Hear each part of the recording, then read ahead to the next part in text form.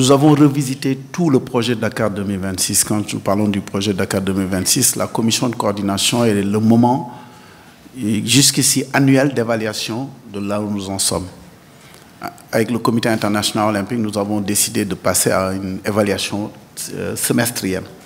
La dernière commission de coordination s'est tenue en novembre, les 7 et 8 novembre. Aujourd'hui, la 6e, la 7e se tient au 7 et 8 mai. Nous avons fait le point à la commission de coordination, comme c'est de tradition, sur les recommandations, conseils et avis qui nous avaient été donnés lors de la 6e session. Qu'est-ce que nous en avons fait? Un compte rendu clair leur a montré, parce que c'est le rôle de la commission de coordination d'accompagner le comité d'organisation et sur tous les points sur lesquels nous étions en tout cas attendus en termes de conseils et de recommandations, nous avons pu leur faire le point à leur plus grande satisfaction. Ensuite, nous avons passé en revue différents points qui sont liés à la livraison des Jeux. D'abord, où est-ce que nous en sommes sur les infrastructures et les sites, que ce soit des sites de compétition, des sites d'hébergement. Nous avons pensé aussi en revue tous les aspects liés à la livraison des Jeux, la fonction hébergement hôtelier, la fonction transport, la fonction restauration, les fonctions liées à la sécurité, les arrivées et départs, le système d'accréditation, tout cela a été revisité. Et ce qui est ressorti, c'est la belle collaboration qu'il y a entre le Comité international olympique à travers ses équipes techniques, le comité d'organisation des JOJ, mais aussi l'ensemble des administrations qui accompagnent la livraison, parce que c'est aussi de leur responsabilité. Nous avons également parlé de la technologie, où est-ce que nous en sommes, parce que la technologie et l'énergie sont un aspect extrêmement important de la livraison des Jeux.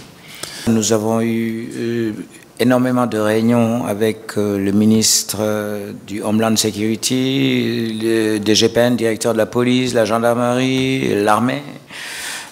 C'est vraiment un pays sérieux, c'est un grand pays. Nous avons depuis 64 organisé de très grands événements, notamment le premier festival des Arts Nègres. Et je crois qu'il n'y a jamais eu de problème.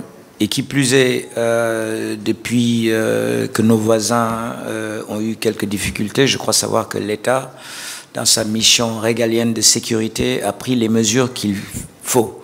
Donc de ce point de vue, je crois que depuis quelques années déjà, les choses sont en place. S'y ajoute également que le commissaire en charge de ces problématiques-là, qui nous a été affecté, a fait une déclaration, une communication hier là-dessus, et ça c'est, je crois que l'ensemble des concernés, JO et COJOS, a reçu les bonnes réponses. L'héritage dont vous parlez, on en a beaucoup parlé, on en a esquissé en certains aspects, comme à la fois les héritages matériels. L'héritage matériel, c'est déjà les infrastructures. Aujourd'hui, l'offre d'infrastructures sportives pour la pratique, on le voit.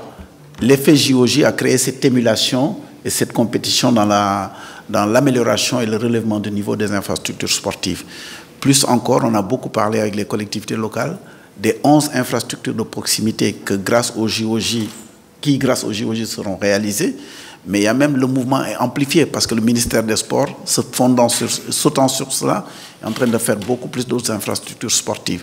D'autres partenaires aussi qui n'avaient pas vocation à aller vers des infrastructures sportives de proximité sont en train de le faire. Ce qu'on a dit sur la Learning Academy est un élément concret d'héritage. Permettre à des jeunes Sénégalais diplômés, fraîchement diplômés, de pouvoir s'insérer professionnellement à travers ce que le président a l'habitude d'appeler le haut de bilan, parce que c'est entrer dans son premier job par un événement aussi prestigieux. Et également, une chose extrêmement importante, l'héritage immatériel.